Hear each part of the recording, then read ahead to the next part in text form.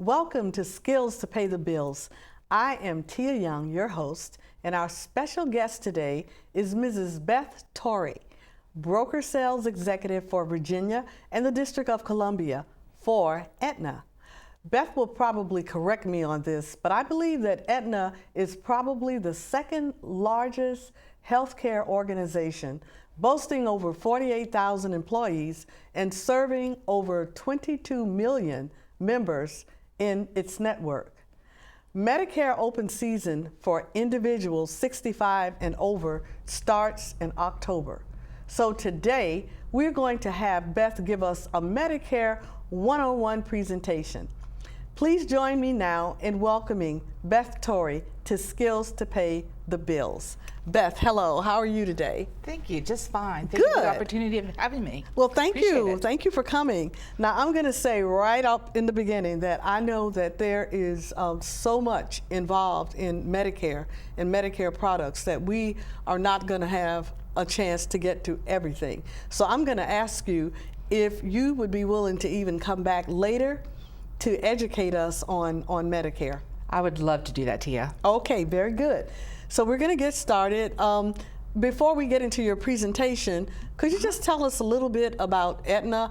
I don't know if I messed the numbers up, but I'm thinking Aetna is probably number 2 or number 3 in the world, maybe? Well, I don't know if we're quite that big, but I can tell you on the Medicare side, I believe we're number 3 or 4, okay. Just in Medicare alone. And of All course, right. we've got individual products and group products and ancillary products. So you may be right overall, especially since we recently combined with Coventry and also Continental. So. Wow, okay. So maybe you can share just a little bit about that after you tell us how you came to be a part of Aetna and what you do. Oh, okay, I'd be glad to. I started out in the insurance field as a secretary to an insurance agent back when I was 19, so Wow. only a couple years ago. Just a couple, yeah, right. just a couple. But I've been a broker most of my life, although I have worked for a couple of different insurance, not carriers, but agencies. And I've done international insurance. I headed up the property casualty unit for Pentagon Federal Credit Union for a while. So I've done a lot of different things in the insurance field. And 2 years ago, I was offered a position with Aetna, heading up broker sales for the Medicare department. And that's always been an area that's interested me. And so I decided to go ahead and go with Aetna, and I handle all the brokers and the brokers that do sales for Aetna. And so it's been wonderful. Wow. Well, Beth, the one thing that I have noticed in the past year, I've spoken to tons of seniors, not tons, but lots of seniors about Medicare. And most of them, they know about Medicare, but they're confused about the products. They don't know about supplement, and they're confused about the Medicare Advantage part. And some of them are confused about the gaps that are there. So I'm hoping that your presentation is going to cover some of that. That's really a common theme that we hear when we do talk to seniors. And that's basically what this presentation is about. It's going to give you the basics of Medicare, so you can understand a little bit about what Medicare is, what does it cover, what are the benefits that it doesn't cover, and then it'll go into what can we get in addition to Medicare to cover us fully. Okay. And what do we need? All right, so ladies and gentlemen, I give you Mrs. Beth Torre and Medicare 101 presentation. Beth, you're on. Thank you very much, Tia. Okay, as I said just a few minutes ago, we're going to go into a presentation that's going to talk about what is Medicare, what benefits does Medicare cover, what are the benefits Medicare doesn't cover, and what are my other coverage options available to me, and then if we have enough time, when can beneficiaries enroll? Wow, okay. So, talk about Medicare. What's Medicare? Medicare is the nation's largest health insurance program, or at least it has been. Obamacare may take it over, but it has been the largest program. And it's basically for people 65 and older, people with certain disabilities, and all people with end-stage renal disease.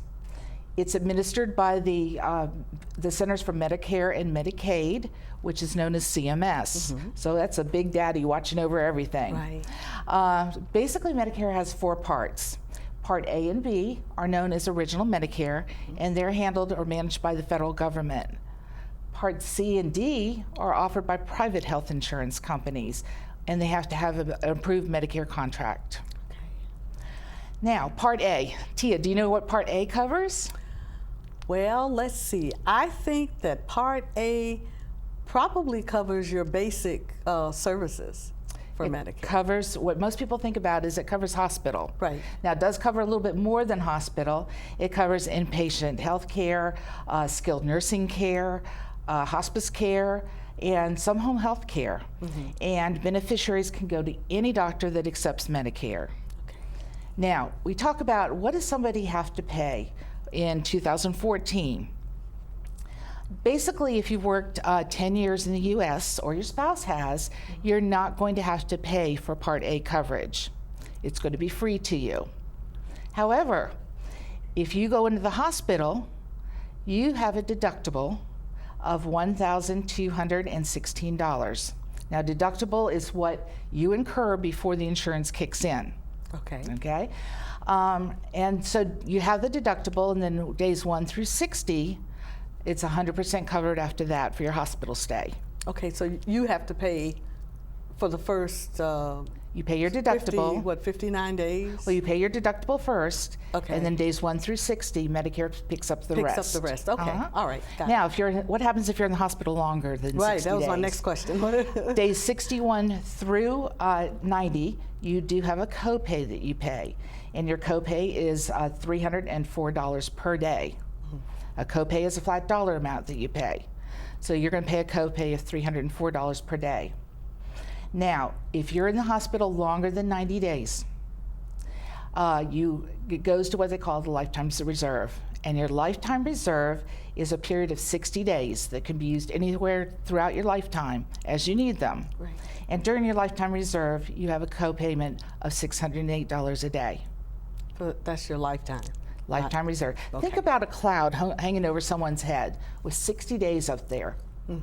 Every time they go over 90 days in the hospital, they need more days. They can pluck one down out of that cloud. Oh, okay. And use it. Okay. But those days up in the cloud is not replenishable like your first 90 days are every year. So once you pluck those days down, once you've done all 60 days, That's it. then that's it. That's it. It's no more. Now, if you take the 90 plus 60, that's your total amount of days that are covered in the hospital. Okay. All right. Subject to your copays and the deductible. But once you use up that extra 60 days, then those days are gone. So after day 90, it's 100% your responsibility. Okay, so now all of that comes under Part A. That's What correct. you just said, okay. Now, let's go back and give some examples.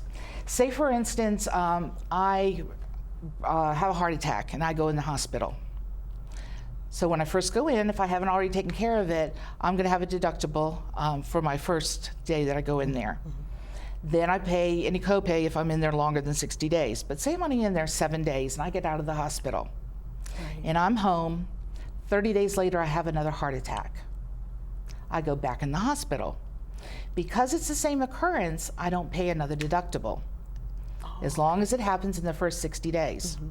If it happens on day 80, I'm going to pay another deductible. Oh, wow. Well, Now- Beth, what about if you come in and let's say a person doesn't have that $1,000+ to pay? Is there a way that they can work out that deductible? There absolutely is, and we'll get into that in just a minute, okay, all right. We're talking about original Medicare. Okay. The other thing that can happen is, say, for instance, I have the heart attack, I get out after 7 days, and then while I'm home recuperating, I fall and break my hip. I go back into the hospital. I have another deductible to pay because it's a different occurrence. Different occurrence. Right. Yes, okay. And a lot of people that have had insurance before, either through their group plan or individual plan, think about one deductible per year. But on original Medicare, you could have 4 or 5 deductibles per year, depending on whatever the cause what is. happens, right, and how soon they are close to next to each other. Okay, all right. Now, say for instance, I'm in the hospital and then I have to go to skilled nursing.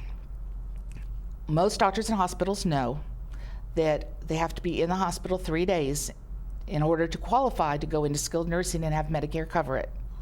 So I get out of the hospital and I go into skilled nursing, which can be a nursing home, a rehab place. A lot of different places do skilled nursing. And skilled nursing is basically defined as people progressing and getting better. So the first 20 days I'm in skilled nursing, I don't have to pay anything. If I'm still in after 20 days, I pay a copay of $152 a day. Okay, that's not bad. No, not bad, but remember, you may have had your deductibles and your copays from the hospital too. That's true. And then if I'm in it longer than 100 days, at day 100, my Medicare stops. So anything care after that, either the beneficiary pays for, their family pays for, or they're taken out of there and cared for at home, most likely. That's where the problem could come in. Right. Wow. Let me tell you a true story. My mom was in the hospital, went to a nursing home for rehab, and she was in there, and I got a call on day 98. And they said, Mrs. Torre, we need you to come in. We want to talk to you about your mother. I went in there, we sat down for a meeting, and they said, your mother's Medicare is up in 2 days. Are you going to pay for it? Is she going to pay for it? Or are you taking her out of here? I had 2 days to be able to decide what to do, which is not fun. And people need to know that. The families need to know that that could be a possibility. They do. Beth, we're going to take a short station break. We'll be right back. Perfect. With Beth Torre. So don't touch that dial. Join our mission to proclaim the gospel of Jesus Christ. Every week we feature a medley of gifts from artists, performers, ministers, and more. Experience the Lord's everlasting light in the cool of the day.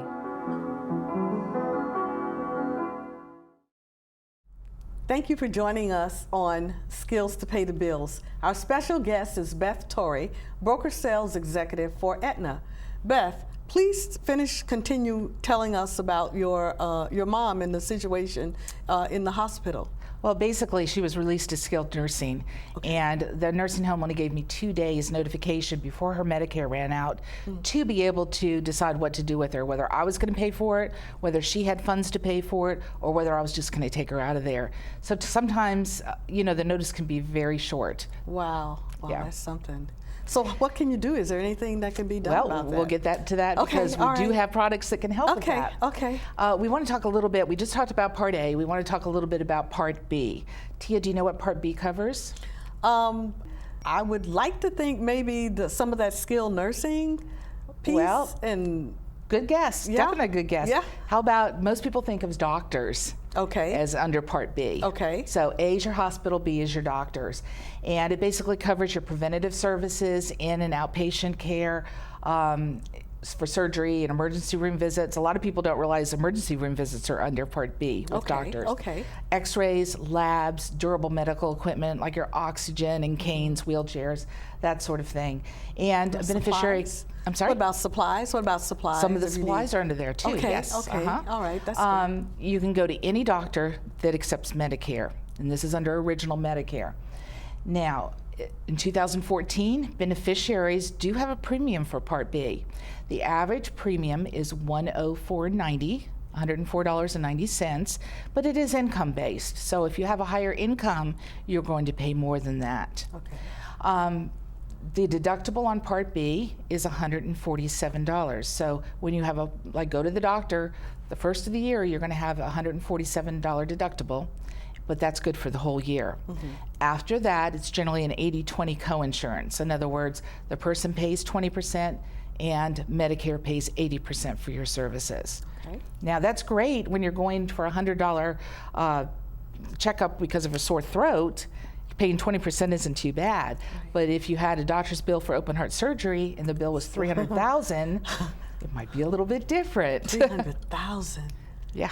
Could that be a real figure? $300,000? Well, I don't know what it is. That's a figure I made up for open heart surgery, but it would be fairly high. Yes. Wow. Now, what doesn't Original Medicare cover? Original Medicare doesn't cover your deductibles for Part A or B. It doesn't cover your stays in the hospital after day 60 with your copay. It doesn't cover the 20% on your Part B. It also doesn't provide any coverage for worldwide emergency coverage. So in other words, a lot of people travel when they get older. If they go outside of the United States, Original Medicare is not going to cover them for emergencies. Also allowances for hearing exams, eyewear, hearing aids, Now, on eyewear, the only exception to that is if you've had cataract surgery, they will pay for one pair of glasses or one pair of contacts. Okay, But that's after cataract surgery. It also doesn't cover any prescription drugs. And there's no limit on your out-of-pocket medical expenses. So you have your expenses, they can just go on forever and get higher and higher and higher depending on what your treatments are. Wow. So, Beth, help. well, obviously we know about original Medicare. We know if this was original Medicare, there's a lot of gaps and we need something to fill in the gap. Yeah. Okay. So there's a couple of different options. We have Part C, which is known as Medicare Advantage plans. We have Part D, which is prescription drug plans. And we also have Medigap or Medicare supplement plans. They're the exact same thing, just with two names. Okay. Okay. Now, let's talk about Part C. Anybody who's ever had individual insurance or group insurance is probably kind of familiar with the format of Part C. Part C is offered by private health insurance companies. A beneficiary must have both A and B to be able to purchase a Part C. Part Cs usually require that you use plan providers in the network. And it combines all the parts of Part A and Part B, and then because it's written by insurance companies with an approved contract, they can add in extras that original Medicare doesn't have, such as hearing benefits, maybe gym benefits, That's good. eyewear allowances. It depends on your plan and your carrier. And also, almost all of them do cover worldwide emergency coverage. Okay? Now, there's basically two types. There's what we call HMOs, which are health maintenance organizations, and there's also PPOs, and they're preferred provider organizations. Both of these have to have all the same parts as A and B, original A and B, but they can add in extras. Your HMO generally will provide that you use providers within the network, and some plans also require that you get referrals to go out to see a specialist.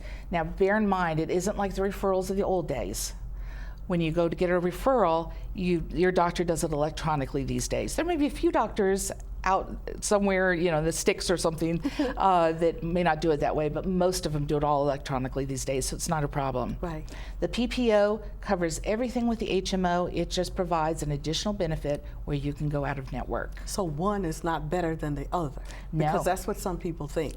Usually the HMOs will be less costly than the PPO, but a lot of people like the PPO just for just to have that extra little cushion just in case they can go to out of whomever network. they want to go. As long as it's in the network, right. Right. Now, we do find that usually most people, even with the PPO, stay in network, which is a nice little fact. Advantage plans, you're going to pay your Part B premium because you have to have Part A and Part B, so you're $104.90, and you're going to pay whatever the plan calls for as far as a premium for your Part C. Generally, the premiums are fairly low on Part C plans.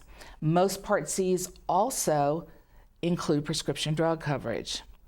Now, on a Part C, remember how I said it was usually very much like an individual plan or a group plan?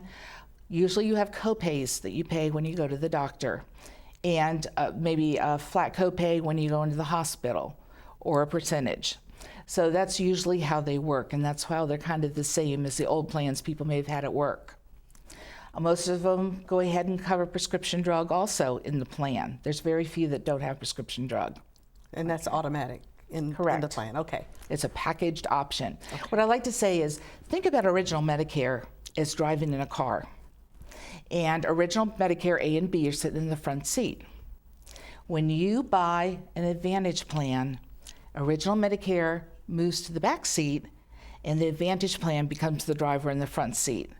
So you're carrying one card, whatever provider you've selected, whatever carrier, and everything's handled by that one plan. Now, you never lose original Medicare. If you ever go off an Advantage, original Medicare jump back into the front seat again. Oh, okay. Okay? So they're like buddies. Yeah. Yeah. Definitely. Yeah. Definitely. Okay. Any questions? Well, no, I mean, you're doing a really good job of explaining it. You did say one thing when you said you could have one card with Part Part C. Right. So what is there something different if you have original Medicare? Do you have to have more than one card to show? Well, generally, you'll have, with original Medicare, you're going to have what they call the red, white, and blue card, which is a Medicare card. Okay. Okay. And then if you buy any additional plans to fit in with that, like a prescription drug, you'll have, one card to carry for that, your original Medicare card, and then you'll have your prescription drug, or your original Medicare card, prescription drug, and Med Sup, if you get a Med Sup, which we'll talk about in a few minutes. Okay. So, but with the Medicare Advantage plans, it's just one card. Yeah. Okay. Okay. Very much so. That's good. Now, let's talk about prescription drug a little bit. And this is probably the hardest thing people have to learn, how prescription drug differs from what they had maybe when they were under 65. Mm-hmm. It is regulated by CMS. In other words, they have certain minimums any drug plan has to fit within.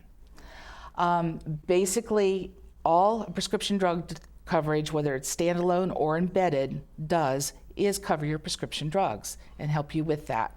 It's not going to cover 100%, but it will give you help with your prescription drugs. And there is extra help available for people who have lower incomes and need extra help. Oh, okay. That's good to know. Now, when you're talking about prescription drug, there's basically 4 different levels. Your first level is what we call a deductible level. And your deductible level can be with a deductible up to $310. And that changes every year, depending on what the new Medicare limits are. Your plan may not have a deductible at all, but Medicare says you can have a deductible up to $310. Okay? If there's a deductible, you satisfy that, you go off into the second stage, which is called your initial coverage limit.